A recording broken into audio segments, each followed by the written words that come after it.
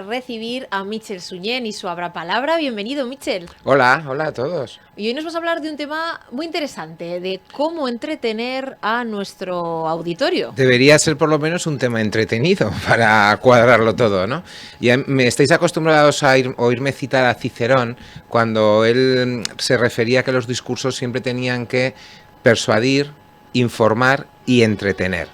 Que era, dependiendo del tipo de discurso, el peso de un ingrediente o de otro es mayor. Por ejemplo, evidentemente en una rueda de prensa el peso informativo es superior, en una comparecencia para vender un producto el factor persuasivo cobra mayor importancia y, por ejemplo, pues en un discurso de sobremesa, en una boda, el elemento entretenimiento es especialmente importante. Pero en todos los discursos, en todas las situaciones, esos tres elementos tienen que estar bien condimentados, ¿vale?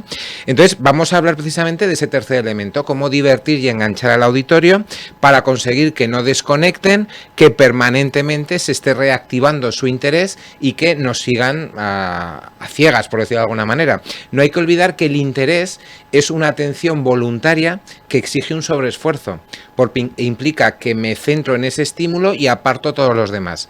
Y a nuestro alrededor permanentemente están pasando cosas, ruidos en la calle, el uno que estornuda, el otro que se gira, mi mundo interior que me lanza recuerdos, mensajes, ideas de lo que he hecho o he dejado de hacer, y tenemos que conseguir que permanentemente el público esté centrado en nosotros, en el estímulo principal, que es el orador. Claro, porque hay veces que si estamos de público en una charla, tienen que pasar cosas para que no nos pongamos a pensar en la lista de la compra. Así, punto de partida, todos nos damos cuenta que haya ritmo, que pasen cosas y que eso me llega al corazón, porque la razón como que se descentra antes. En cuanto deja de haber un interés objetivo, ya te vas a otras cosas, ¿no? Pero si te enganchan emocionalmente, cuesta más. Hay 4 claves de partida que ya os pongo sobre la mesa de antemano que os van a ayudar a interesar, a entretener a vuestro público. Lo primero, contar historias. Nos gustan las historias, somos niños hinchados de tiempo, nos enganchamos a las series, a las novelas, a las películas de Pixar y eso funciona. También vienen muy bien las experiencias personales del orador porque lo colocan en un terreno de proximidad, de sinceridad, de apertura y el público se puede identificar con él. Evidentemente, historias que tengan que ver con el contenido y con el público. También sé tú mismo al hablar en público, os lo digo siempre, somos únicos, insustituibles y valiosos. No hay nadie como nosotros. Con lo cual, si somos fieles a lo que somos de verdad y no intentamos parecernos a otra persona, ya vamos a resultar interesantes. Y lo que os he comentado antes, dirigirnos a la emoción, hablar de corazón, desde el corazón, hacia el corazón de nuestro público. Pues muy importantes esas 4 claves, esos puntos de partida. Sí, serían un poco actitudes o referentes en el horizonte que siempre son innegociables en todo discurso, pero cuando queremos entretener, todavía más. Y luego ya pasaríamos a la acción. La acción oratoria, al momento de la verdad ante mi público. Hay 4 sistemas de exposición y sus mezclas, no hay más. Memorización, lectura, improvisación y recreación, que sería preparar muy bien el contenido, tener un guión, ser experto en la materia y contar, abrirte entre comillas, en una improvisación preparada, hablando de un contenido que dominas y que has trabajado con ese guión que tienes en marcha. Pues bien, la memorización y la lectura, olvidaros de ellas. La memorización siempre, y la lectura es que aburre. Se aburre hasta el que lee, con que no va a aburrirse el público que lo escucha, ¿no? Por bien que lo hagamos, siempre vamos a tener que ir a sistemas de exposición únicos, de hacer discursos originales que son diferentes en ese momento y media hora después que lo hicieras cambiarían cosas. Hay frescura, hay chispa, hay autenticidad, hay naturalidad, que es lo que el público no renuncia nunca, ¿no? Es decir, siempre tenemos que recrear. Improvisar estaría bien porque genera una conexión emocional muy potente, pero vamos a tener un riesgo claro de decir impertinencias, de meter la pata, de no quedar profesionales y de arrepentirnos de cosas, así que es mejor haber preparado el discurso y luego ya ser nosotros contando algo que dominamos. Claro. Hay una serie también de recursos, ¿no?, que tiene el orador a su disposición. Efectivamente, me habéis oído hablar de ellos muchas veces. Los subgéneros oratorios son formatos clásicos, moldes que desde la Grecia o la antigua Roma funcionan perfectamente para hacer discursos y que si los actualizamos a los tiempos actuales nos siguen ayudando.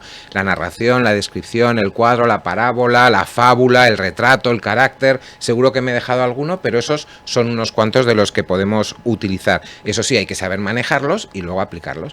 Por ejemplo, una fábula siempre va a despertar el interés, aunque solo sea porque haces voces, porque hay personajes que llaman la atención, hablamos el otro día de ellas y siempre te va a despertar un plus de entretenimiento a que tú simplemente des unos hechos objetivos y los cuentes de manera académica, por muy magistral que resulte, ¿no? El humor. Reír está muy bien, ¿no? Nos encanta, a quien no le gusta reírse, pero en los discursos es un buen condimento, pero no un fin en sí mismo. Y es peligroso. Podemos meter la pata si buscamos la carcajada. No somos comediantes ni monologuistas. Y no lo vamos a ser nunca. De hecho, algo que te funciona en un discurso y se ríe la gente, lo intentas por la tarde en otro grupo idéntico y no se ríe ni el tato. ¿Por qué? Porque el elemento humor es puntual y depende de unas reacciones que no están bajo control del orador. Entonces, sí que lo que tenemos que buscar es conectar, amenizar, facilitar la comunicación, crear vínculos de simpatía, con buen rollo, con buen humor, con apertura, pero no buscando el humor específicamente en el término de buscar carcajadas, porque nos frustraremos y si esto nos pasa al principio ya nos quedaremos tocaditos para el resto del discurso.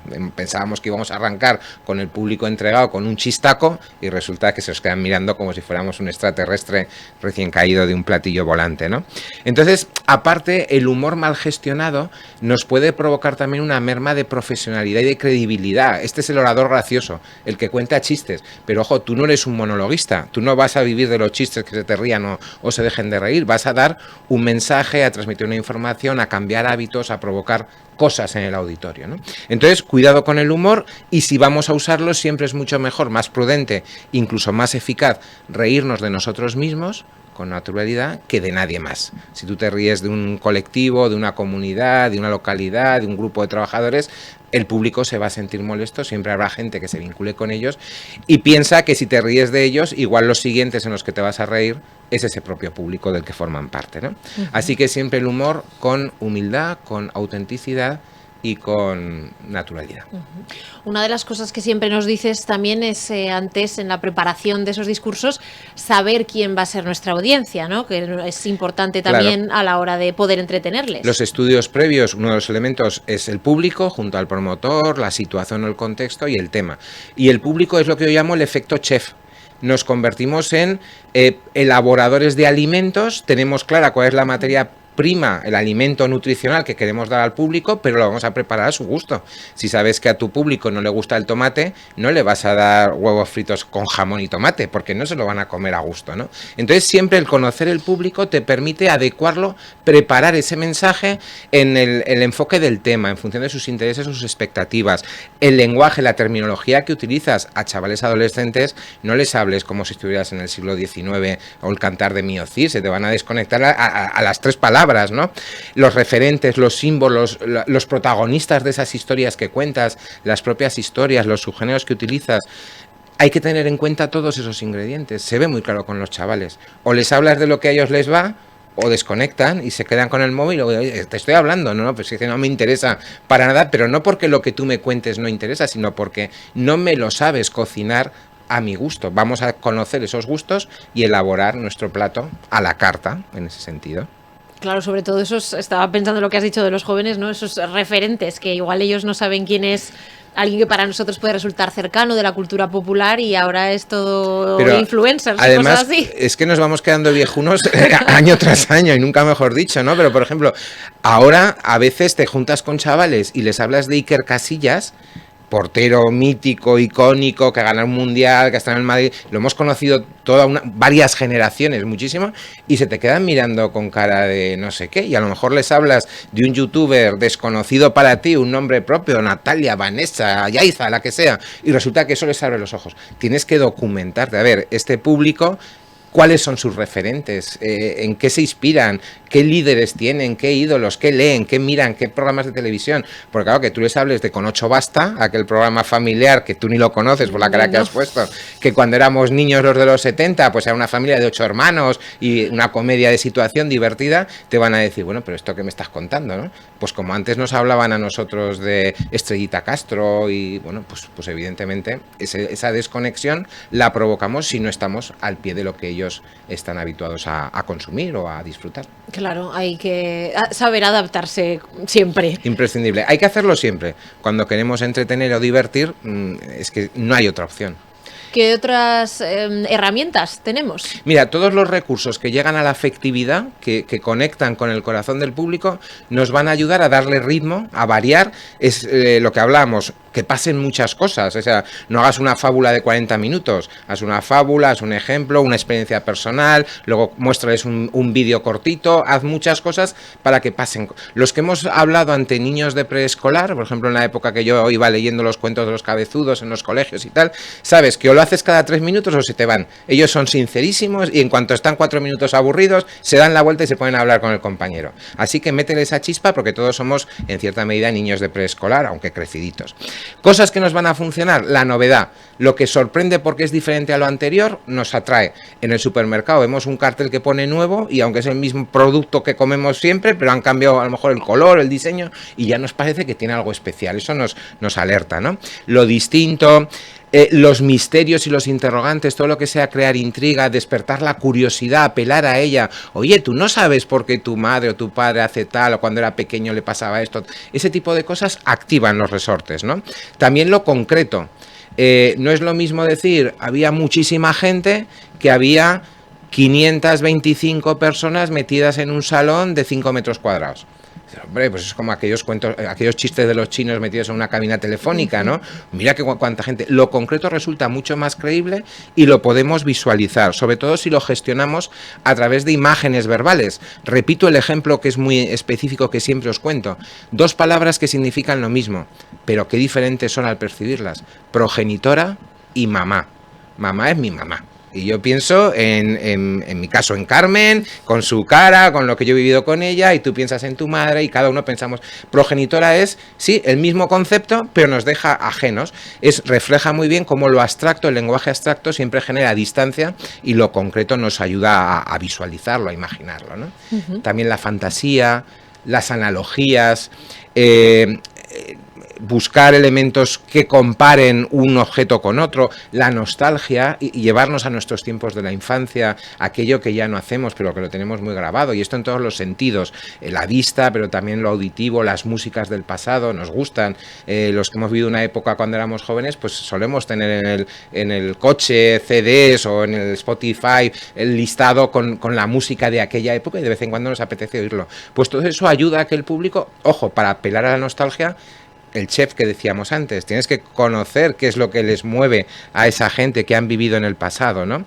El contraste, lo exótico, las islas, los lugares alejados, los viajes, el universo, todo eso que es ajeno a nosotros, que rompe moldes culturales y que establece comparaciones, ayuda mucho. Tú llevas a una persona de las antípodas a acompañarte en una charla, un australiano, y se pone a hablar de los canguros y tal, y todos nos quedamos, oye, pues qué curioso estos animales que aquí no los tenemos tan vistos y los reconocemos, ¿no? En consecuencia, básicamente tenemos que ser simpáticos, hablar con simpatía, porque si no, ¿cómo vas a simpatizar con el público?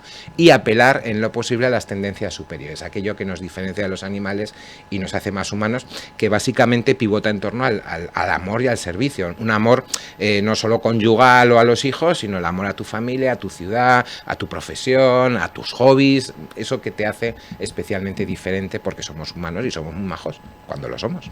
Y un consejo final, una clave para lograr ese entretenimiento. Bueno, que te diviertas, que disfrutes tú, que te entretengas, que lo pases bien hablando en público, porque si no, no vas a conseguir que nadie lo pase bien hablando en público.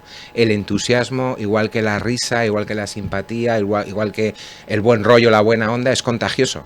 Entonces, si no estás feliz ante tu público, difícilmente vas a conseguir que ellos se olviden de sus preocupaciones y lo pasen bien contigo. Bueno, pues un poderoso mensaje que se puede aplicar también a la vida misma. La vida, sí, claro. Sí, en cualquier... Es que en realidad todos vamos dando discursos por la vida, en modo conversación a menudo, pero los principios de la oratoria son aplicables al día a día siempre. Pues Michel Suñén, muchas gracias por todos esos consejos para saber entretener a nuestro auditorio. Gracias. Nada, hasta pronto y a pasarlo bien y a divertirse.